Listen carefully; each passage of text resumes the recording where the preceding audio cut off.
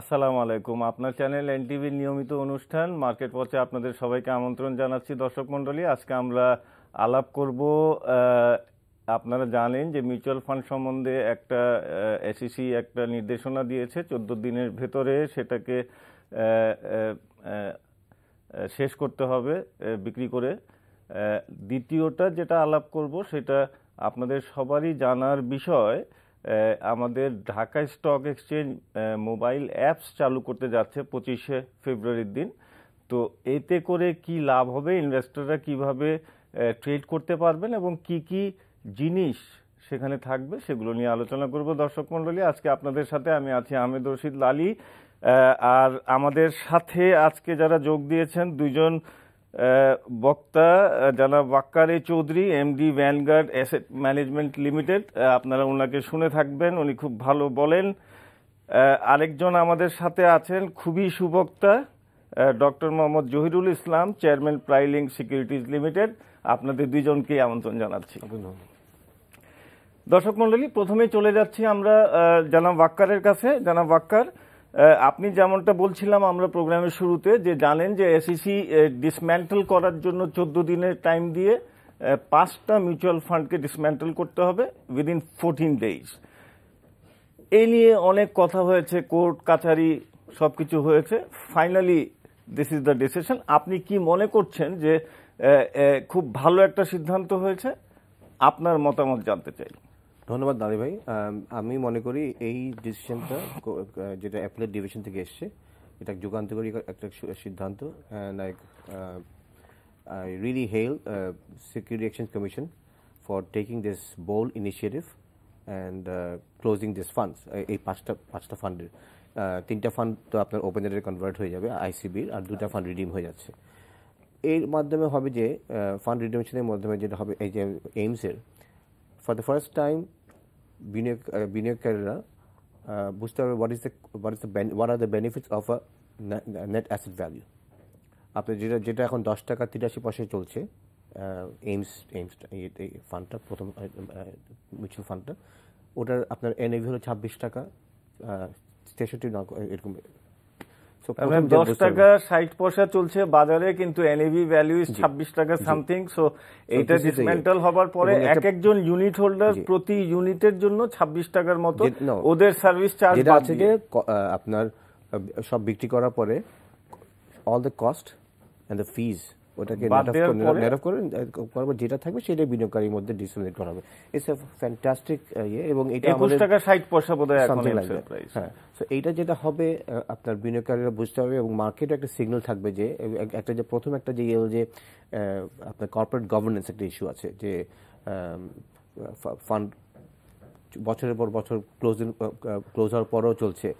বিনিয়োগকারীদের একটা ওদের একটা কমপ্লেইন ছিল যে আমরা তো কোনো বেনিফিটেড হলাম না, আমরা কোনো ডিভিডেন্ড পাচ্ছি না। আমরা তো এই জিনিসটা কিন্তু একটা signal not only for to the আমাদের এই ক্ষুদ্র বিনিয়োগকারী বা high network individual, but also the foreign funds who are also watching this total activity। জি, সো এটাতে কিন্তু আপনার একটা কিন্তু বেনিফিট আসবে ইন্ডাস্ট্রি, এবং মিউচুয়াল ফান্ড ইন্ডাস্ট্রির জন্য একটা বড় একটা কাণ্ডারি হবে এই সিদ্ধান্তটা বাস্তবায়নের পরে। সো আমি দেখি যে এটা একটা ভালো খুব পজিটিভ একটা, এবং তার সাথে গ্রামীণ ওয়ান মিউচুয়াল ফান্ডও একটা রিভার্স এফেক্ট হতে পারে। যেমন এই 14 দিনের মধ্যে অবভিয়াসলি যে হোল্ডিংগুলি আছে সেগুলিকে বিক্রি করে দিতে হবে। তো এটা একটা হয়তো এটা এফেক্ট মার্কেটে আসবে, বাট এটা 2-1 দিনের জন্য আসবে, সেটা খুব বেশি পেরেশানির কথা না। বাট ওটা তো মেইন জিনিস, আমি যেটা ভালো কিছু পেতে গেলে কিছু আপনার কষ্ট করতে হয়। ওয়াক্কার ভাই, আমি আপনার সাথে সম্পূর্ণভাবে একমত, এবং আরেকটু যদি আমি যোগ করি আপনার সাথে, তাহলে এই প্রথমবারের মতো এরকম একটা হচ্ছে, ডিসমেন্টাল হচ্ছে ক্লোজ এন্ড মিউচুয়াল ফান্ড। আইনে বলে যে আপনি যদি ডিসমেন্টাল না করতে চান তাহলে এটাকে আপনি ওপেন এন্ডেড করে নিতে পারেন, কিন্তু সেইটা ক্লোজ এন্ডেড যে ম্যাচুরিটি ডেট, সেই ম্যাচুরিটি ডেটের থেকে 6 মাস আগে আপনার সিদ্ধান্তটা নিতে হবে উইথ অল ইউনিট হোল্ডার্সকে একত্রে বসে সেই সিদ্ধান্তটা নিতে হবে 6 মাস আগে। তাহলে this may be converted into an open ended fund. So তিনটা আইসিবির যে তিনটা আছে সেইটা ওনারা সিদ্ধান্ত বোধহয় নিয়েছেন আগেই, সেইটাকে ওনারা ওপেন এন্ডেড করে দিবেন। তো ওইটার সেল কিন্তু বাজারে আসবে না, যে সেলটা আসবে সেটা এইমস এবং গ্রামীণের। এবং আমার ধারণা যে যত ইনভেস্টর ইউনিট হোল্ডার যারা আছেন বিভিন্ন মিউচুয়াল ফান্ডের, তারাও কিন্তু বুঝতে পারবেন যে আমার প্রফিটটা কোথায় হয়, এনএভিটা কি জিনিস, এবং এই যে এনএভিটা ওনারা এনএভির দামটা পাবেন এইটা তারা এখন বুঝতে পারবেন যে NAV is so important in a mutual fund. আর একটু জাস্ট অ্যাড করার জন্য, আপনার এফেক্টটা পড়লো, অ্যাডভার্স এফেক্টটা পড়লো অতটা ইন্ডাস্ট্রিতে ব্রড আউটলুকে ওরকম হবে না, কিন্তু because total market segment of mutual funds is not even 2%। So এটা মার্কেট ক্যাপিটাল ওরকমই হবে না, হয়তো কোনো একটা কিছু ইন্ডিভিজুয়াল স্টকের উপর পড়তে পারে।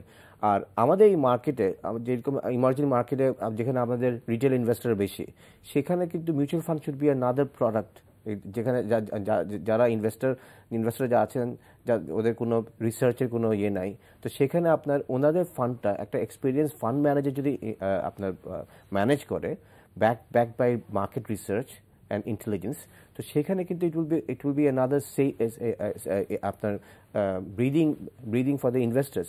আর mutual fund should be looked at another investment instrument other than the money market saving instruments. Absolutely, আমরা এই সিদ্ধান্তটাকে আরেকটা ক্যারেট আসতে পারে, যেটা হলো যে ডিভিডেন্ডের উপর যে একটা ট্যাক্স আছে, সেটা এটা একটা এখন আছে 25,000 টাকা পর্যন্ত ওয়েভার। সেটা যদি আমরা আমাদের একটা আরজি আছে যদি এনবিআর, এবং আমরা আশা করছি এই বাজেটে যদি এটা ওয়েভার থাকে, say it will be another carrot for the industry. Right, thank you. আমরা এই জিনিসটাকে খুব পজিটিভলি দেখছি। এসইসির এই সিদ্ধান্তটা স্বাগত জানাই। জনাব জহির, আপনার কাছে আসতে চাচ্ছি, তার আগে একটা ফোন নিয়ে আপনার কাছে ফিরছি। দর্শক, আপনি নামটা বলে আপনার প্রশ্নটা করুন।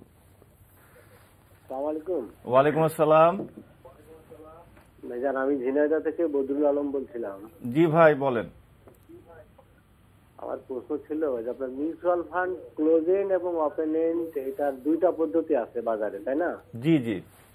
তো আমরা যদি ধরে নিই এই মিউচুয়াল ফান্ডটা ক্লোজ এন্ড আছে 10 বছরের জন্য, জি, এটা ন্যাব আছে ভালো সুন্দর একটা পজিশনে আমরা এখন আসলাম, জি, কিন্তু দেখা যায় যে 9.5 বছরে যে ওনারা ওপেন এন্ড করে দিলেন, জি, তখন আমরা ন্যাবের সেই মূল্যায়নটা পাচ্ছি না। জি। তখন আমরা কি করলাম, তখন দেখা যাচ্ছে ওইটা আবার ওপেন এন্ড হয়ে যায়, আবার তার মূল্যটা আবার ধীরে ধীরে কমতে থাকলো। কিন্তু আমাদের এখনকার যে পজিশন, সেটা তো আমরা ন্যাবকে লক্ষ্য করে নিচ্ছি। জি জি। তো এটাকে আমরা ওপেন এন্ড যেটা, সেটা ওপেন এন্ড থাক, এবং যেটা ক্লোজ এন্ড সেটা ক্লোজ এন্ড থাক, এই পদ্ধতিটা বহাল থাকলে কি ঠিক ছিল না? জি, ধন্যবাদ। আপনার প্রশ্নটা বুঝতে পেরেছি। প্রশ্নটা ওয়াক্কার ভাই আপনার কাছে নেব। আমি জনাব জহিরের কাছ থেকে ফিরে এসে আপনি একটু প্রশ্নটা মনে রাখবেন, এর উত্তর আপনি দিবেন।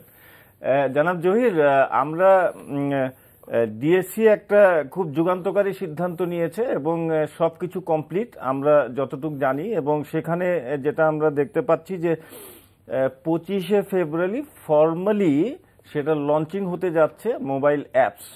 তো এই মোবাইল অ্যাপসটা বাজারে আসলে পরে এইটা দিয়ে একজন ইনভেস্টর কি উপকারটা পাবেন এবং তাতে করে বাজার কি উপকৃত হবে কিভাবে, সেইটা একটু আপনি যদি বিস্তারিত বলেন আমাদের দর্শকদের জন্য, বিকজ উনারাই কিন্তু এটা ইউজ করবেন। ধন্যবাদ লালি ভাই। আসলে গতদিনই আমাদের এর উপরে একটা সেমিনার ছিল এবং সেখানে একটা প্রেজেন্টেশন হয়েছে। আমাদের ঢাকা স্টক এক্সচেঞ্জের ম্যানেজিং ডিরেক্টর সাহেব ছিলেন, প্লাস আইটি যে হেড, উনি সুন্দরভাবে ব্রিফিং দিয়েছেন। এবং আমাদের কিন্তু অনেক দিনের এটা প্রত্যাশা ছিল যে আমরা এই মোবাইল প্ল্যাটফর্ম বা আমরা যে ল্যাপটপ বা ডেস্কটপে যে ট্রেড করার যে বিষয়টা, ইন্টারনেট বা অনলাইন ট্রেডিং, সেটা চালু হবে। আপনারা জানেন যে আমরা নতুন যে প্ল্যাটফর্মটা পেয়েছি ফ্লেক্স টিপি বা আপনার ন্যাসড্যাক ওএমএক্স, এটা কিন্তু 1 বছর পার হয়েছে বা পার হয়ে গেছে। মনে আছে আমার যে লাস্ট ডিসেম্বর, এটা আপনার এই ডিসেম্বরে, তার আগে ডিসেম্বরে আমরা শুরু করেছিলাম এই ফ্লেক্স টিপি এবং ন্যাসড্যাক ওএমএক্স, এবং তখন থেকে কিন্তু আমাদের অনলাইন ট্রেডিংটা বন্ধ ছিল। তার আগে কিন্তু আমরা আই ট্রেডিং করতে পারতাম আমাদের এএমএসএ প্লাসের মাধ্যমে। তো এর ফলে কিন্তু আমাদের অনেক বিনিয়োগকারী, আমি পার্সোনালি বলছি, আমার হাউজে অনেক বিনিয়োগকারী কিন্তু চলেও গেছে অন্য জায়গায় যেখানে ফেসিলিটিসটা পেয়েছিল। অনলাইন ট্রেডিংটা তখন ছিল। আর এই মাঝখানটায় একটা বা 1 বছর প্রায় 2-3 মাস আমরা এখান থেকে কিন্তু ডিপ্রাইভ আছি। তো এটা একটা খুবই বলবো যে এখন সময়ের দাবি যে এটা চালু হতে যাচ্ছে, এবং এই জন্য আমি ফার্স্টই স্টক এক্সচেঞ্জের ম্যানেজমেন্টকে ধন্যবাদ দিই যে শেষে বা একটু দেরিতে হলেও তারা এটা লঞ্চ করতে যাচ্ছে। এবং আমি যতটুকু জানি যে আমাদের ফিনান্স মিনিস্টার আসবেন এবং ওদিন এটা ফিতা কেটে এর উদ্বোধন হবে। এবং এটা বলবো যে এটা স্টেট অফ দ্য আর্ট একটা প্রযুক্তি আমরা যেটা কালকে দেখলাম প্রেজেন্টেশনে, এবং এখানে অনেকগুলো বিষয় আছে যেগুলা বিনিয়োগকারীরা সরাসরি উপকৃত হবে। প্রথম কথা হলো সে তো তার ট্রেডটা অনলাইনে করতে পারবেই, এবং সেটা আমি বলবো যে রিয়েল টাইম অনলাইন। সে যখন অর্ডার দিবে সেই অর্ডারটা সরাসরি আমাদের সার্ভারে যুক্ত হয়ে যাবে, সেটা বাই অর্ডার হোক বা সেল অর্ডার হোক। বাট এখানে কিছু কথাও আছে যে বিনিয়োগকারী ভাইকে আবার একটু অ্যালার্ট হতে হবে যে ধরেন তার একটা বড় স্টক আছে, সে খেলার বসে বা কোনো যদি ভুল করে যদি বেশি সে সেল অর্ডার দিয়ে দেয়, সেটাও কিন্তু ব্রোকারদের জন্য যেমন প্রবলেম হতে পারে, আবার সাপোজ বিনিয়োগকারী ভাইয়ের জন্য প্রবলেম হতে পারে। আবার বাই করতে গেলেও তার অনেকগুলো জিনিস মাথায় রেখে এটা করতে হবে। তো আরেকটা জিনিস আমি যেটা জানি, যতটুকু জানি যে এখানে কতগুলো সিস্টেম আছে, এগুলো অ্যালার্ট সিস্টেম। সাপোজ একজন ইনভেস্টর সে মনে করলো যে সে 5টা স্টকে সে তার ইনভেস্টমেন্ট আছে, ঠিক আছে, এবং তার পোর্টফোলিও সে 5টা স্টক দিয়ে সাজিয়েছে, এবং সেই স্টকগুলো সে সেল করতে চায় একটা প্রাইসে গেলে 20% বা 30%। সে এই যে আপনার প্রাইস রেটটা সে মানে সেট করতে পারবে, এবং এটা তার মোবাইলে বা তার যে ইয়ে থাকবে ল্যাপটপ বা যাই থাকে সেখানে সেটা সে অ্যালার্ট হিসেবে সেট করে রাখতে পারবে। এবং যখনই সেই প্রাইসে যাবে তখন তার একটা নোটিফিকেশন আসবে, এবং সেই নোটিফিকেশন সে যদি আপনার মোবাইলে নাও যদি থাকে বা সেই অ্যাপে যদি নাও থাকে, তাও সেটা সে অ্যালার্টটা বুঝতে পারবে, এবং তখন সে রাইট তখন সে অ্যালার্টটা দেখে তখন তার একটা ডিসিশন সে নিতে পারবে যে এটা সে এখন সেল করবে না করবে না। নট অনলি দিস, আবার সাপোজ সে ভাবলো যে আমি এমন একটা স্টক এক্স স্টক, যে স্টকটা এত টাকায় 10 টাকায় আসলে আমি এটা বাই করব, সে তার জন্য একটা অ্যালার্ট দিয়ে রাখলো, এবং কোনো এক সময় কয়েকদিন পর বা কয়েক মাস পর দেখা গেলো যে ওই স্টকটা 10 টাকায় আসে, এবং তার জন্য সে একটা তখন অ্যালার্ট পাবে, এবং সেই অ্যালার্ট অনুযায়ী তখন সে ডিসিশনটা নিতে পারবে, সে বাই করতে যাবে, সেই ডিসিশন সে নিতে পারবে। আরেকটা কথা একটু জানতে চাই জনাব জহির, সেটা হলো যে এইটার বোধহয় 2টো ভার্সন আছে, একটা ট্রেডিং ভার্সন, একটা নন ট্রেড ভার্সন। এই একটা আরেকটা জিনিস একটু আমাদেরকে বলবেন দর্শকদের জন্য, সেটা হলো যে এখানে ইনভেস্টররা কিভাবে যুক্ত হবেন। লাইক ফর এক্সাম্পল যদি আমি বলি যে আপনার রেজিস্ট্রেশন করার জন্য 500 টাকা লাগবে, এবং 3 মাস সেটা ফ্রি থাকবে, এবং পরবর্তীকালে যদি উনি কন্টিনিউ করতে চান তাহলে মাসিক ফিস আছে কিছু, এরকম বোধহয় আপনি যদি বলেন। না, আমি আসলে বিষয়টা বলি, এই জিনিসটা শুরুতেই যেহেতু এটা নতুন আমাদের একটা প্রযুক্তি চালু হতে যাচ্ছে, অবশ্যই ঢাকা স্টক এক্সচেঞ্জ এখন ডিমিউচুয়ালাইজ এক্সচেঞ্জ, তাদের অবশ্যই রেভিনিউ বাড়াতে হবে। বাট আমি মনে করি প্রথমে যে জিনিসটা যে রেভিনিউ যে বাড়বে সেটা কিন্তু এভাবেও বাড়তে পারে। কিভাবে? এখন যে বর্তমানে ট্রেড হচ্ছে, আমরা উইদাউট আপনার ট্রেডিং, ইন্টারনেট ট্রেডিং, আর যখন ইন্টারনেট ট্রেডিংটা যখন চালু হবে তখন কিন্তু এমনও হতে পারে যে আমাদের স্টক এক্সচেঞ্জের টার্নওভার বা ভলিউম 100 কোটি বা 200 কোটি টাকা বেড়ে যেতে পারে। এবং আমরা যদি এই দিকে নজর দিই, আমাদের ব্রোকারদেরকে যদি ওরকম অ্যাক্সেস বা সুবিধা দেওয়া হয় যে না, আমরা প্রথমেই আমাদের ইনভেস্টরদেরকে চার্জ করব না, এবং সেটা যদি এমন হয় 3 বছর বা আরো একটু বেশি যদি হয়, আমি মনে করি যে এতে এক্সচেঞ্জের টার্নওভার বাড়বে, এবং সেই এক্সচেঞ্জের টার্নওভার বাড়লে এক্সচেঞ্জ কিন্তু রেভিনিউটা এইভাবেই পেতে পারে। আর শুরুতেই যদি আমরা চার্জ বসিয়ে দিই, সাপোজ 3 মাস পরের কথা আপনি বললেন, আমি জানি না যে এটা আসলে করবে কিনা, যদি হয় তাহলে আমি মনে করি যে এটা ব্যাড লাক, এবং শুরুতেই এই জিনিসটা হোঁচট খেয়ে যাবে। এবং আমার যেটা বিশ্বাস যে এটাকে পপুলার করার জন্য ব্রোকারদের কিছু ফ্লেক্সিবিলিটি দিতে হবে, এবং সেটা এক্সচেঞ্জ যদি সেই সুযোগ সুবিধাটা দেয় তাহলেই সম্ভব। এখন এক্সচেঞ্জ যদি বল না আপনাকে ইনভেস্টরদের কাছ থেকে কমিশন আদায় করতেই হবে, তাহলে তো আমাকে করতেই হবে। কমিশন না, যে জিনিসটা হলো চার্জ একটা তো দিতেই হবে, একটা তো আপনি একটা ডিএসসি তো একটা ইনফ্রাস্ট্রাকচার দাঁড় করিয়েছে, এবং সেই ইনফ্রাস্ট্রাকচার একটা কস্ট আছে, এবং ডিএসসি ডিমিউচুয়ালাইজ, তো কাজেই 500 টাকা registration, it is for ever, এটা আর আপনাকে টাকা দিতে হবে না, বাট 3 মাস ফ্রি। এরপরে প্রত্যেক মাসে ডিএসসি একটা নমিনাল চার্জ নেবে, এবং সেটার উপরে যেহেতু ব্রোকারও একটা ইনফ্রাস্ট্রাকচার তৈরি করছে, সো কাজেই ব্রোকার সেটার উপরে অ্যাড করবে, সেই চার্জের উপরে একটা অ্যাড করে একটা চার্জ নেবে, সেটা নমিনাল, সেটা এমন কিছু হবে না যে একেবারে বিরাট কিছু। আমি মনে করি যে ঠিক আছে, বাট যদি এরকম কোনো কিছু না না এমন কোনো চার্জ না, এই চার্জটা কিন্তু খুব নমিনাল চার্জ হবে, সেটা ডিএসসি একটা পোর্শন নিবে, একটা ব্রোকার তার এন্ডে সে অ্যাড আপ করবে সেটার উপরে, বিকজ দুই জায়গায় কিন্তু ইনফ্রাস্ট্রাকচারের একটা খরচ আছে। তো কাজে তার এক্সপেন্সেস মিট আপ করার জন্য ব্রোকারকে একটা চার্জ কিন্তু নিতে হবে, এবং ব্রোকারই এই চার্জ কালেকশন করে ডিএসসি কে দেবে।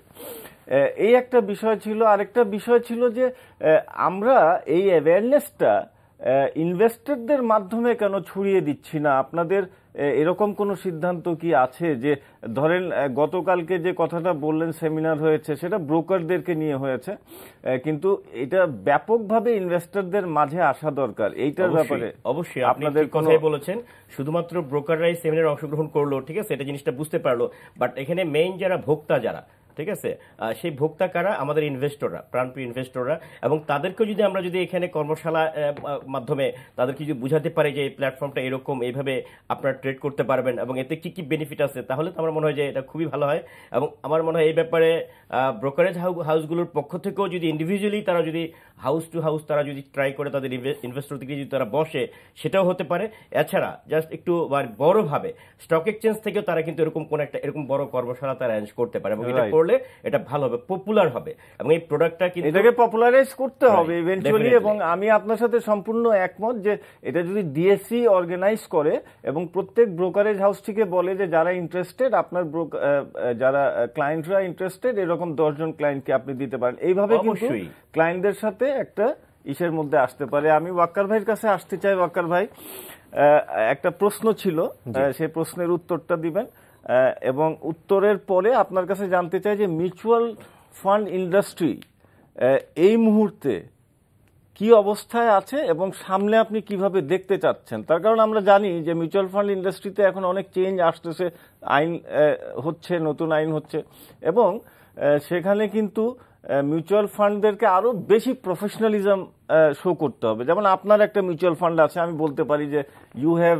রিসার্চ উইং আছে, আপনার ছেলেরা কাজ করছে, অ্যানালিস্টরা আছেন।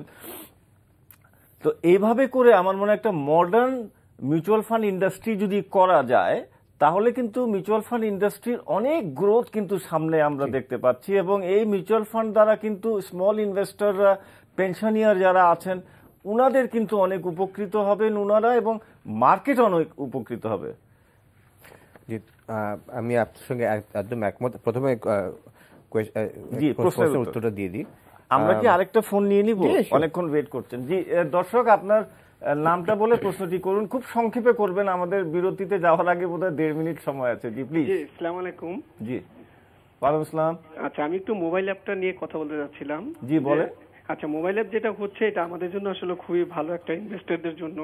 এখন আমি যেটা বলতে চাচ্ছিলাম যে ওই প্রাইম লিংকের যে চেয়ারম্যান সাহেব যেটা বললেন, আমি সেই কথার সাথে একেবারেই একমত যে প্রথমে যদি 3 মাস বা 6 মাস যদি টোটালি ফ্রি দেওয়া হয়, যখন সবাই এটা বুঝতে পারবে এবং এটার গ্রহণযোগ্যতা বেড়ে যাবে ইনভেস্টরদের কাছে, তখন কিন্তু তারা 200 টাকা বা 500 টাকার জন্য কিন্তু তখন তারা আর চিন্তা করবেন না। কিন্তু প্রাথমিক অবস্থায় মার্কেটের যে অবস্থা, এখন কিন্তু যে কোনো জিনিস ইন্ট্রোডিউস করতে গেলে আপনাকে ফ্রিলি দিয়ে, যেমন আমরা মোবাইল কোম্পানিগুলো প্রথমে টক টাইমের সাথে ইন্টারনেট ফ্রি দিত, এখন কিন্তু ইন্টারনেটের সাথে টক টাইম ফ্রি দেয়। জি ধন্যবাদ। আপনার প্রশ্নের আমরা পেয়েছি, এটার উত্তর আমরা জনাব জহির আপনার কাছে নেব ব্রেকের পরে। আপনি মনে রাখবেন প্রশ্নটা। ওয়াক্কার ভাই আপনি বলেন। যে প্রশ্নটা হলো যে আপনার যে একটা জানতে চেয়েছিলেন যে ক্লোজ এন্ড ফান্ডটাকে ওপেন এন্ড কনভার্সনটা, এইগুলি সাধারণত হয় যে আপনার এসএসসি একটা উইন্ডো রেখেছে আপনার রিডেমশনের জন্য, অথবা আপনার ওপেন এন্ড করে নেওয়ার জন্য, এবং এটা একটা প্রসেস আছে। এবং এইটার হলো যে এই ধরনের যে সিদ্ধান্তগুলি নেন কিন্তু ইনভেস্টররাই। এখানে ইজিএম কল করতে, ইউনিট হোল্ডার, ইউনিট হোল্ডাররা ইজিএম কল করতে, এবং 2/3 মেজরিটি থেকে কিন্তু এটা আসে। তো প্রশ্নের উত্তর খুব সহজ, বিকজ উনি যে কথাটা বলছেন, উনি ইজিএম এ গিয়ে এটা এগ্রি না করলেই হয় যে ভাই আমি ওপেন এন্ডেড চাই না, আমাকে রিডামশন করে টাকা দিয়ে দেন।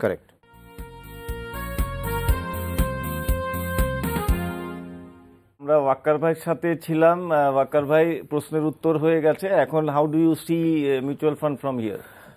আমি মনে করি যে ইন্ডাস্ট্রি এখন আর ফিরে তাকানোর সময় নাই, এখন গ্রোথের কথাই আমরা চিন্তা করবি।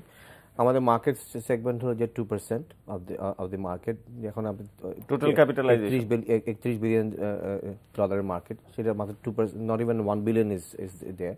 সো আমি মনে করি যে এই যে কিছু কিছু রিফর্ম এসছে, যে reform, these are all positive science for the market. আরও কিছু ক্যারেট থাকা উচিত, যেমন মনে করি যে এই যে কিছুক্ষণ আগে বললাম যে ডিভিডেন্ডের উপর আপনার যে ট্যাক্স ওয়েভার থাকে, দিজ আর বেসিক্যালি সেভিংস আপনার to position the mutual fund as another savings, মানে আপনার investment tools other than the saving instrument. আমরা আজকে পেপারে তো পড়লাম যে গত বছরে আপনার গভর্নমেন্ট সেভিং ইনস্ট্রুমেন্টের ইনভেস্টমেন্ট বেড়েছে প্রায় 18%।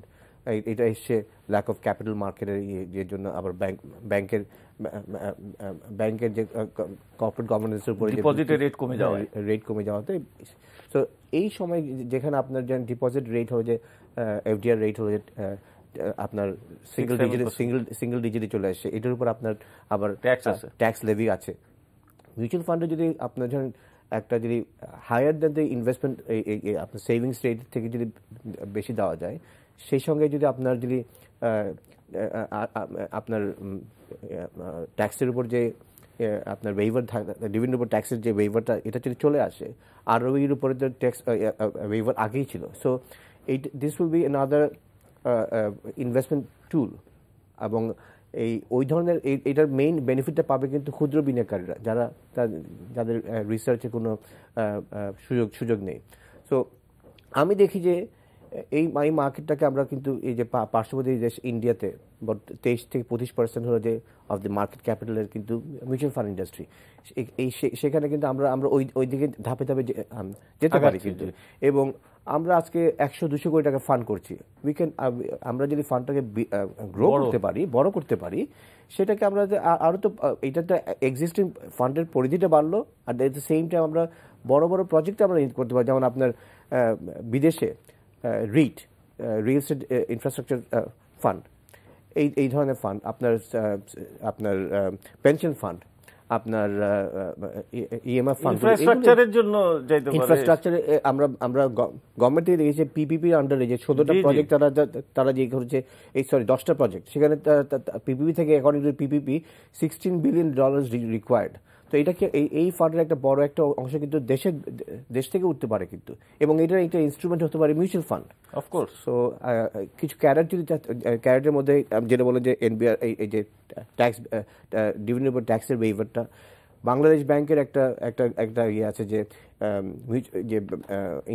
ফাইন্যান্সিয়াল ইনস্টিটিউশনের যে ইনভেস্টমেন্ট টুলটা, সেখানে ওইটা আপনার মার্কেট ক্যাপের মধ্যে ওটা মিউচুয়াল ফান্ডের ইনভেস্টমেন্ট ঢুকিয়ে দিয়েছে on the capital market exposure. সেখান থেকে এটা মিউচুয়াল ফান্ড থাকার কোনো যুক্তি নাই কিন্তু।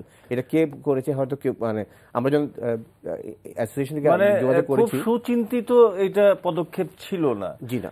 এবং আমার মনে হয় ওয়াকার ভাই আপনি ঠিকই বলেছেন যে এই যে মিউচুয়াল ফান্ড ইন্ডাস্ট্রির সামনের গ্রোথটা অনেক ভালো, এবং আমরা দেখতে পাচ্ছি যে আস্তে আস্তে কিন্তু সব মিউচুয়াল ফান্ডই মোটামুটি ভাবে ওনারা কিন্তু রিসার্চ উইং করছেন আস্তে আস্তে। এই জিনিসগুলো কিন্তু হচ্ছে, প্রফেশনালিজম আসছে আস্তে আস্তে। কারণটা হলো যে এসইসি খুব সোচ্চার এ ব্যাপারে, এবং এসইসি ইতিমধ্যে কিছু কিছু কাজ করেছে এবং ধরেছেও, শাস্তিও দিয়েছে। সো উই আর হোপফুল যে মিউচুয়াল ফান্ড ইন্ডাস্ট্রি আরো বড় হবে। ডক্টর জহির, আপনার কাছে একটা প্রশ্ন ছিল একজন দর্শকের। বিনয় ভাই খুব ভালো প্রশ্ন করেছেন, এবং ওনার প্রশ্নটা হলো যেটা ছিল যে শুরুতে যেন চার্জের বিষয়টা যেন না আসে। হ্যাঁ, এবং আমিও প্রত্যাশা করি যে হয়তোবা মিনিমাম একটা টাইম দেওয়া হবে, যেই টাইমে আমাদের ইনভেস্টররাও জিনিসটা বুঝতে পারবে যে মোবাইল অ্যাপসের মাধ্যমে তারা কতটুকু স্বাচ্ছন্দ্য বোধ করবে, এবং এতে ফিচারগুলো কি আছে, সুবিধাগুলো কি আছে, এবং এতে ট্রেড করে তার সে কি মানে কতটুকু তার সে মানে কনফিডেন্স তার আসতেছে, সেই জিনিস সে বুঝতে পারবে। এই জন্য একটা যদি টাইম ফ্রেম দেওয়া যায় যে না মিনিমাম 1 ইয়ার বা 6 মান্থস, বা যদি আরেকটু ব্রেথ যদি বাড়ানো যায় যে ফার্স্টে শুরুতেই আমরা যদি চার্জ বসিয়ে না দেই, তাহলে হয়তোবা একটু জিনিসটাকে ইজিলি পপুলার করা যাবে। এবং সেই পপুলার করার জন্য আমি একটু আগে বলেছিলাম যে ব্রোকারদেরও কিছু ভূমিকা আছে, আমাদের ইনভেস্টর যারা আছে, ব্রোকারদের যারা ট্রেড করেন তাদেরকে, যে সমস্ত ইনভেস্টর যারা আগে হয়তো বা আপনার ইন্টারনেট ট্রেড করতো, তাদেরকে নিয়ে যদি এরকম কোনো কর্মশালা করে, বা নতুন যারা করতে চায় তাদেরকে যদি কোনো কর্মশালা করে যদি আস্তে আস্তে এই জিনিসটা পপুলার করে, তাহলে আমার মনে হয় যে আমাদের মার্কেটের গতি যেমন বাড়বে, টার্নওভার বাড়বে, এবং ব্রোকার হাউসগুলোও কিন্তু তা স্বাচ্ছন্দ্য ফিরে পাবে। এবং স্টক এক্সচেঞ্জ যেহেতু মিউচুয়ালাইজ এক্সচেঞ্জ, ডিমিউচুয়ালাইজ হয়েছে এখন, তারাও কিন্তু তাদের রেভিনিউটা কিন্তু এই টার্নওভারের মধ্যে বাড়াতে পারবে।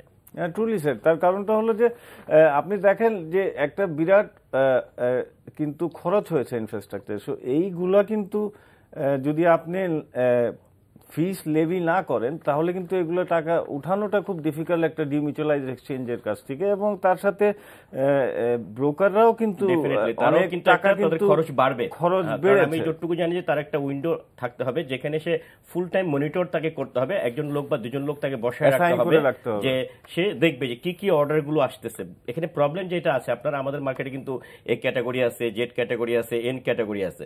এখন ইনভেস্টর হয়তো বা অনেক ইনভেস্টর তারা হয়তো বা জানে না, বা জেনে অনেক সময় অনেকে অনেক ভুল করে ফেলে। দেখা গেল যে সে আপনার এ ক্যাটাগরি শেয়ার সেল করে জেড ক্যাটাগরি কিনে ফেললো। এটা কিন্তু এখানে বন্ধ করার কোনো রাস্তা কিন্তু নাই। তো এবং সেই ক্লায়েন্ট যদি মার্জিনের ক্লায়েন্ট হয়ে থাকে তাহলে তো এটা বড় রকমের একটা ব্ল্যান্ডার বা ম্যাসাকার হয়ে যাবে। দেখা যায় তখন কিন্তু রেগুলেটরি বোর্ডের একটা বড় রকম একটা, আমি বলবো যে পানিশমেন্টের আওতায় তখন চলে আসবে। তো এই জিনিসটাও কিন্তু আমার মনে হয় যে এখানে একটু দেখার বিষয় আছে, যে এক ক্যাটাগরি বিক্রি করে সে যদি জেড ক্যাটাগরি কিনে ফেলে, ঠিক আছে, তো এটা তো এখানে তো সেই সুযোগটা আছে, সেক্ষেত্রে প্রবলেম হবে কিনা অবশ্যই আছে।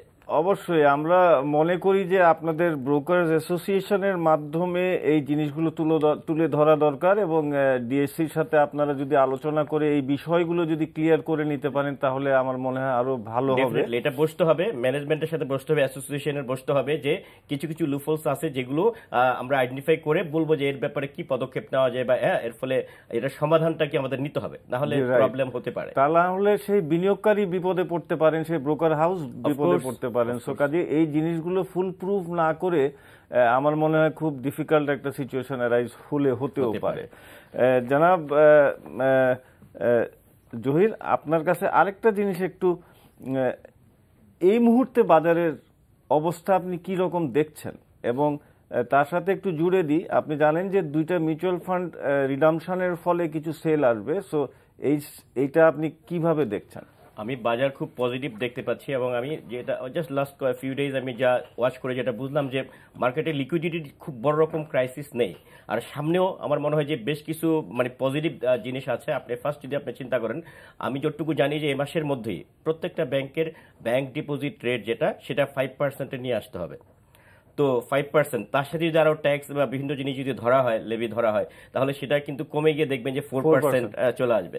তো অনেকেই আছে, অনেক ইনভেস্টর আছে, বা অনেকেই আছে, আমি কথা বলছি তাদের সাথে, বলো যে ভাই আমার তো একটা আপনার এফডিআর আছে, এখন এটা তো আমার ওই সময় ম্যাচিউর হবে, এখন তো আমি ওরকম ভাবে কাঙ্ক্ষিত আমার মুনাফা এখান থেকে পাচ্ছি না, তো আমাকে সেফ কিছু জায়গা আপনি দেখেন বা বলেন যেখানে আমি ইনভেস্ট করতে পারি। এবং কিছু কিছু ফান্ড কিন্তু হাউসগুলোতে আসতেছে, এবং সামনের দিকগুলোতে কিন্তু আরো আসবে। সবচেয়ে বড় কথা দেখেন, আমাদের এই যে সামনের 3-4 বছর কিন্তু পলিটিক্যাল কোন রকম আনরেস্ট হওয়ার কোনো আমি সুযোগ দেখছি না।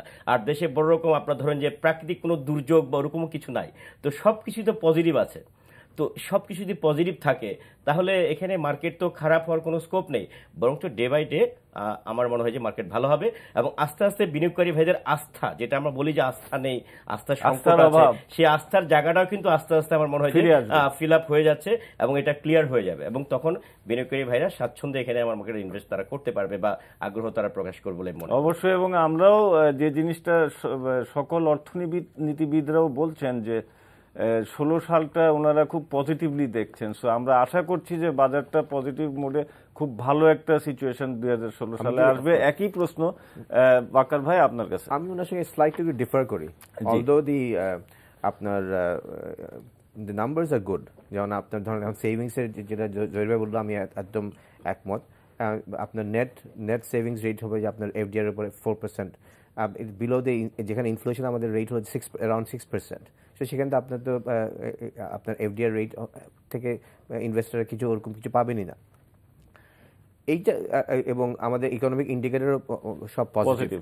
কিন্তু যেখানে আপনার ক্যাপিটাল মার্কেটে হিন্ডেস্ট আমি মনে করি যে যেটা থাকে একটা তো আপনি ধরেন আপনার মিউচুয়াল ফান্ড এই দুটো ফান্ডের সেলস কত নট হার্ডলি ইম্প্যাক্ট পড়বে, কয়েকটা শেয়ারে হয়তো হতে পারে, কিন্তু ওরকম একটা মার্কেট ইম্প্যাক্ট করার কথা না। কিন্তু যেটার জন্য মার্কেট পড়ছে একটা একটা একটা নেগেটিভ একটা ইয়ে আছে বিকজ অফ এই যে আপনার এক্সপোজারের উপর যে এখনও আমরা যদিও সরকারের হাইয়েস্ট উইং থেকে আপনার বলা হয়েছে যে including the prime minister is very positive and wants to see a positive capital market, হ্যাঁ আপনার ভাইব্রেন্ট পুঁজিবাজার দেখতে ফাইন্যান্স মিনিস্টারও দেখতে চান, এবং আমরা অন্যান্য আমার কমার্স মিনিস্টারের কাছ থেকে শুনেছি একই ধরনের কথা। কিন্তু আমরা দেখছি যে রেগুলেটরি বডিগুলি unfortunately they are not working on the same parameter. এখানে আপনার যে ডিসিশনটা আমাদের এই যে এখন যে এক্সপোজারের উপর যেটা আছে জুলাই 21, সেটা কিন্তু এটার জন্য কিন্তু আপনার একটা কোনো একটা সিদ্ধান্ত যদিও মৌখিক বলা হয়েছে, কিন্তু আমরা কিন্তু আক্ষরিক কোনো এসআরও সিদ্ধান্ত পাই নাই। আমি লেটেস্ট যতটুকু জানি যে ফাইন্যান্স মিনিস্ট্রিতে এটার কাজ হচ্ছে, খুব শিগগিরই এটা বাংলাদেশ ব্যাংকে যাবে। একটা ফোন নিয়ে আমি ফিরে আসতেছি, সরি আপনি বলতে চান, আপনার সময় ফোন চলে আসে। জি দর্শক, আপনার নাম বলে প্রশ্নটি করুন। লাইনটা কেটে গেছে, সরি দর্শক, ভেরি সরি, আপনি আবার একটু চেষ্টা করেন। জি আমার মনে হয় যে এখন যেটা দরকার একটা সমন্বয় কমিটি, একটা হাই পাওয়ার সমন্বয় কমিটি থাকা উচিত। আমি আগেও বলেছি এখানে, যেখানে আপনার অল দি রেগুলেটরি বডি, আপনার খালি সিকিউরিটি এক্সচেঞ্জ কমিশন না বা বাংলাদেশ ব্যাংক না, বাট অন্যান্য যেসব রেগুলেটরি বডি যেমন ইডরা বা অন্যান্য ইডরা আছে, আপনার এনার্জি কমিশন অন্যান্য যে, এবং সেই সঙ্গে স্টক ব্রোকার্স, মার্চেন্ট ব্যাংকার্স, আমরা যারা অ্যাসেট ম্যানেজার যারা আছে, প্রফেশনালস যারা আছে, একটা সমন্বয় কমিটি দেখা উচিত যেটা আপনার বাইরেও হয়, এবং কোয়ার্টারলি যদি একবারও বসে বা মাসে যদি একবারও বসেন, এবং ওইভাবে যদি একটা রিভিউ করা হয় এবং এটার একটা রিপোর্ট যদি এটা থাকে, সেই মতো করে আপনার একটা ডিসিশন নিতে পারেন। আমি বুঝি না যে বাংলাদেশ ব্যাংক গভর্নর বলেছেন যে গভর্নর সাহেব বলেছেন যে এটা ওনারা দেখছেন এটা পজিটিভ ওনারা করবেন, কিন্তু why if we have to take a decision today or yesterday, why we are taking time? What is the এটা যেটা হচ্ছে যে মার্কেট একটু পারলেই কিন্তু দেখবেন যে পড়ছে, বিকজ obviously institutions are ওরা তো ওদেরকে একটা কাভার নিতে হবে। সো এই জিনিসটা কিন্তু এটা একটা সময়ের দাবি হয়ে গেছে। একটু ওনার সাথে অ্যাড করি, সেটা হলো যে দেখেন একটা জিনিস কিন্তু বাংলাদেশ ব্যাংক কিন্তু ওয়েভ করেছে, সেটা হলো যে মানে সাবসিডিয়ারি কোম্পানিকে পেড আপ, এবং এতে কিন্তু আমি জানি, আমার জানা মতে অনেক ব্যাংকের খবর আমি জানি যাদের 400 কোটি কারো 300 কোটি টাকা ফ্রি হয়ে গেছে, বাট মানে এখন তাদের অ্যাটিটিউড ভিন্ন। ফ্রি হয়েছে, তারা কিন্তু কোনোভাবেই ক্যাপিটাল মার্কেটে আর ইনভেস্ট করতে রাজি না। এখন একটা লাভটা কি হবে, আপনি হয়তো তাকে সেই ওয়েফারটা দিল, হ্যাঁ আলটিমেট সে কিন্তু এই ক্যাপিটাল মার্কেট থেকে সে দূরেই সরে যাচ্ছে। তাকে বরঞ্চ তাকে যদি আমরা বুঝাইতে পারি, মোটিভেট করতে পারি যে না আগের সিচুয়েশন আর এখনকার সিচুয়েশন এক না, তাহলে দেখবেন সে থাকবে। এখন কিন্তু অনেকের প্রায় আমার যত 5 থেকে 6,000 কোটি টাকা ফ্রি, কিন্তু সেই ইম্প্যাক্ট কিন্তু আমরা মার্কেটে দেখি নাই। You are right. আমি একটু এটার বলি যে এই সকল ইনস্টিটিউশন কিন্তু এইটা ওয়েভারটা এসছে কিন্তু 1 জানুয়ারি থেকে, গত বছরের ইম্প্যাক্ট কিন্তু আর আসছে না। সো এই 1 জানুয়ারি থেকে এই ক্যালকুলেশনটা বাদ হবে। তো এর মধ্যে আবার কিন্তু ইয়ার ক্লোজ হয়েছে ইনস্টিটিউশনগুলো ডিসেম্বর মাসে। সো কাজেই এখন কিন্তু অডিট ইত্যাদি চলছে, একটু সময় কিন্তু ইনস্টিটিউশনকেও দিতে হবে। তারা আসবেন, দে আর মেকিং এ প্ল্যান, তারা বাজেট টাজেট করছে, আমি যতটুকু খবর পেয়েছি। তো এই সময়টা আমার মনে হয় ভেরি রাইটলি সেড, এখনো সেটা আসে নাই, ইম্প্যাক্ট হয় নাই। আপনি যেটা বলেছেন ঠিকই আছে, বাট এই সময়টা লাগছে কিন্তু ওই বাজেটিং এবং অডিট ইত্যাদি ক্লোজ করে দেন তারা নতুন বাজেটে কাজ করবে। সো তখন কিন্তু ওইটার একটা ইম্প্যাক্ট আসবে। আমি যদি কিছু বলি শুনেন, আমি স্টক ডিলার না, ব্রোকার হিসেবে বলছি না, স্টক ডিলার। আমরা কয়েকটা ব্যাংকের কাছে গিয়েছিলাম, তো আমাদের কিন্তু আপনার যে নতুন সিস্টেম, যে আইপিও সিস্টেম চালু হচ্ছে, বুক বিল্ডিং এবং ফিক্সড প্রাইস মেথডে কিন্তু আমরা এখন ইনস্টিটিউট হিসেবে কিন্তু আমরা অ্যাপ্লাই করতে পারবো। এবং অলরেডি আমরা একমিতে আমরা অ্যাপ্লাই করেছি, হ্যাঁ অনেক টাকা ওইখানে লেগেছে। তো প্রত্যেকটা ব্রোকারেরই আমি মনে করি যে 5 থেকে 7 বা 10 কোটি টাকার প্রয়োজন।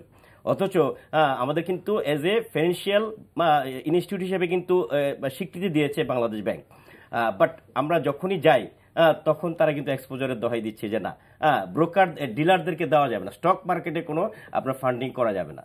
তো এটা তো আমরা আসলে কি বিমাতা সুলভ আচরণ কিন্তু আমাদের সাথে হচ্ছে। তো এই জায়গাটাতে আমার মনে হয় যে লালি ভাই আপনি আছেন, আমার মনে হয় যে এটা যদি ঠিকমতো তুলে ধরেন তাহলে এই ব্রোকাররা কিন্তু আপনার এখানে এজ এ ইনস্টিটিউট তারা কিন্তু একটা ভালো পজিশন দাঁড়া করতে পারে। আমি ওয়াকার ভাই আপনার কাছে আসছি। জানাব জহির এই রাইটলি সেড, এটা খুব সঠিকভাবে বলেছেন যে জিনিসটা হচ্ছে একটা কাজ হয়েছে যেটা যে ইকুইটিটা ক্যালকুলেশন থেকে বাদ গেছে, কিন্তু এই কাজটা এখনো বাকি আছে যেটা ফাইন্যান্স মিনিস্ট্রি করছে, যে নন লিস্টেড কোম্পানির শেয়ার রেখে কিংবা আমি লোন নিলে পরে সেটা এক্সপোজারে দিচ্ছে, এই কাজটা বাকি আছে যেটা এখন প্রসেসে আছে। এই কাজটা এইটা হয়ে গেলে কিন্তু আপনার এই সমস্যার সমাধান হবে। যে ব্যাংকের সাথে আছি সেই ব্যাংক বলে যে না ভাই আমরা কোনোভাবেই আপনাদেরকে দিব না, আপনি অন্য কোনো কোম্পানি থাকলে বলেন, সেই কোম্পানির এগেইনস্ট আপনি যত টাকা চান আমরা দিব, but not brokerage house. Right. আমি একটু ওয়াকার ভাইয়ের কাছে নিচ্ছি, আমার 2 মিনিট সময় আছে, 1 মিনিট আপনার, 1 মিনিট জহির। জাস্ট এক্সপোজার কথা বলছি, এটা এক্সপোজারের লিমিটটা কিন্তু অনলি ব্যাংকের ক্ষেত্রে হয়েছে, not to other financial institutions like NBFI. ওটাতে ওদের কিন্তু এই ধরনের ইয়েটা এখনো আসে নাই। সো এনবিএফআই গুলিকে এই ইয়েতে ঢোকানো উচিত। আর নন লিস্টেড অন্যান্য যেগুলো যে নন লিস্টেড সিকিউরিটিজ কোম্পানিতে ইনভেস্টমেন্টটা, সেটা কিন্তু এখন সময়ের দাবি হয়ে গেছে। That's right. জি, এবং এটা হওয়া উচিত, এবং আমি আশা করছি যে এটা খুব শিগগিরই হবে, কারণ এই একটা কাজ আর ওই time extension of exposure limit. আর সঙ্গে যদি আপনার এই যে এই নেগেটিভ ইকুইটি একটা ব্যাপার, শেষ আপনার বক্তব্য উইদিন 20 সেকেন্ডস বাজারের জন্য যেটা এখন যেটা দরকার আমাদের উই নিড, এবং মিউচুয়াল ফান্ডের জন্য কোঅর্ডিনেটেড অ্যাকশন। এই কোঅর্ডিনেটেড অ্যাকশন যদি আসে এবং এই রিফর্মগুলো এভাবে আসে, then we can see a positive market. আমি আসলে এই মার্কেট একটা ভালো একটা সময় দেখছি। আমার মনে হয় যে this year should be the beginning of a bull run. Thank you. খুব পজিটিভ নোটে আমি আসছি আপনার কাছে। লাস্ট 1 মিনিটে আপনার বক্তব্য। আমার লাস্ট বক্তব্য হলো যে আমরা কিন্তু সবগুলো ব্রোকাররা সব কমপ্লায়েন্স কিন্তু আমরা মেনটেন করতেছি, সেটা বাংলাদেশ ব্যাংক থেকে শুরু করে সব security exchange commission, Dhaka stock exchange, আমরা সব কমপ্লায়েন্স মেনটেন করছি। কিন্তু আমরা কতগুলো ফেসিলিটিস পেতে চাই। আমি আশা করি যে আজকে এই বক্তব্যের মাধ্যমে হয়তোবা কর্তৃপক্ষ একটু নজর দিবেন যে ব্রোকার এজ এ ডিলার তারা যেন ব্যাংক থেকে কিছু ফান্ডিং তারা পেতে পারে এবং যার ফলে তারা মার্কেটে পারফর্ম করতে পারবে। সেরকম যদি কিছু একটা হয় তাহলে ব্রোকাররা রিলিফ পাবে বলে মনে করি। খুব ভালো একটা সাজেশন। আমার মনে হয় এটা নিয়ে আমরাও কাজ করি, একটু করব, যে এই প্রস্তাবটা নিয়ে আমরা কাজ করব। দর্শক মণ্ডলী, সময় আজকে প্রায় শেষ হয়ে আসছে। আপনারা শুনেছেন খুব কনস্ট্রাকটিভ একটা আলোচনা হয়েছে মোবাইল অ্যাপস, মার্কেট এবং মিউচুয়াল ফান্ড ইন্ডাস্ট্রি নিয়ে। সার্বিকভাবে আপনাদের প্রশ্ন আমরা নিয়েছি এবং আজকের আলোচনার থেকে একটা জিনিস যদি কোনো রেগুলেটর কে আমরা বলতে চাই, এসইসি-কে বলতে চাই, যেটা ওয়াক্কার ভাই একটা সাজেশন দিয়েছেন যে একটা সমন্বয় কমিটি করা, যেটা 3 মাস অন্তর অন্তর বসতে পারে, সেখানে প্রফেশনালসও থাকবে, মিউচুয়াল ফান্ডের প্রফেশনালসও থাকবে, বিভিন্ন বাংলাদেশ ব্যাংক, ইডরা এবং এনার্জি কমিশন সহ। তাহলে বাজারের গ্রাউন্ড লেভেল রিয়ালিটি কি হচ্ছে, বাজার কি চাচ্ছে, সেটার একটা সম্যক ধারণা পাওয়া যাবে এবং অ্যাকর্ডিংলি সকল রেগুলেটরস মিলে তারা সিদ্ধান্ত নিতে পারবেন। সেটা খুবই ভালো একটা জিনিস হবে। আমি আশা করছি যে এসইসি এ নিয়ে হয়তো একটা সিদ্ধান্ত নিতে পারে। ধন্যবাদ দর্শক মণ্ডলী, আজকের মতো এখানেই শেষ করছি। আপনারা জানেন যে 21শে ফেব্রুয়ারির জন্য আমাদের 21 তারিখের যে কার্যক্রম সেটা 22 তারিখে হবে। সোমবার দিন আপনাদের সবাইকে সোমবারের আমন্ত্রণ জানিয়ে আজকের মতো এখানেই বিদায় নিচ্ছি। দর্শক মণ্ডলী, আমাদের সাথেই থাকবেন, এনটিভির সাথে থাকবেন। আসসালামু আলাইকুম।